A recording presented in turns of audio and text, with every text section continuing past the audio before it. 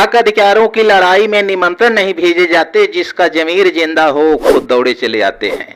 चंद्रशेखर आजाद रावण को केंद्रीय गृह मंत्रालय से सुरक्षा में इजाफा किया गया।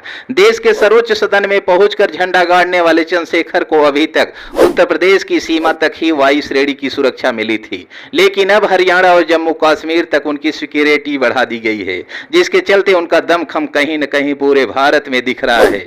भीम आर्मी के मुखिया अब इन दिनों हर जगहों पर राजनीतिक दायरा बढ़ाने की तैयारी में है। चंद्रशेखर आजाद की एक रैली की तस्वीर चर्चा में, पूरा स्टेडियम भीड़ से खचाखच भरा हुआ। यूपी की सभी 10 सीटों पर चुनाव लड़ने का ऐलान। चुनावी माहौल में हर पार्टी अपनी ताकत दिखाने में जुटी है। इसी बीच आजाद समाज पार्टी के अध्यक्ष चंद्रशेखर आजाद की एक रैली की तस्वीर चर्चा में है। दरअसल रैली दिल्ली के इंदिरा गांधी स्टेडियम में हुई, जिसमें पूरा स्टेडियम खचाखच भीड़ से भरा हुआ दिखाई दिया। जब चंद्रशेखर आजाद यहां पहुंचे तो उनका रॉक स्टार की तरह स्वागत हुआ, जिसके बाद उन्हें लेकर कयास लगने लगे हैं। माना जा रहा है कि यूपी उपचुनाव में भी इसका असर दिखाई दे सकता है।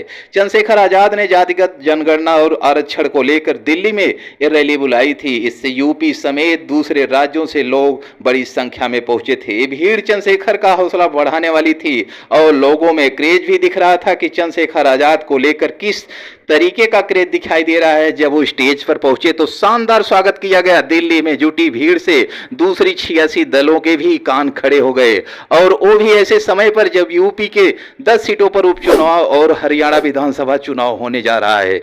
चंद्रशेखर आजाद उत्तर प्रदेश के नगीना सीट से सांसद भी हैं। उनके आजाद समाज पार्टी ने हरियाणा में जेजेपी के साथ गठबंधन किया, वहीं यूपी के भी सभी 10 सीटों पर चुनाव लड़ने का ऐलान किया।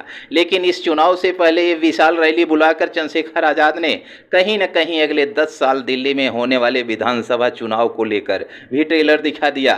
जाहिर है कि इसका असर आगामी चुनाव में भी देखने को मिल सकता है। चंद्रशेखर आजाद ने ये रैली आरक्षण के वर्गीकरण पर आए सुप्रीम कोर्ट के फैसले के विरोध में बुलाई थी। इस दौरान वो जंग का 10% ईडब्ल्यूएस कोटे पर भी बरसे और इसे आरक्षण का सबसे बड़ा हमला बताया। कहा कि उस वक्त अगर हम सड़क पे निकल गए होते तो किसी में इतनी हिम्मत नहीं थी कि वो दोबारा आरक्षण पर हमले के बारे में सोच भी पाता।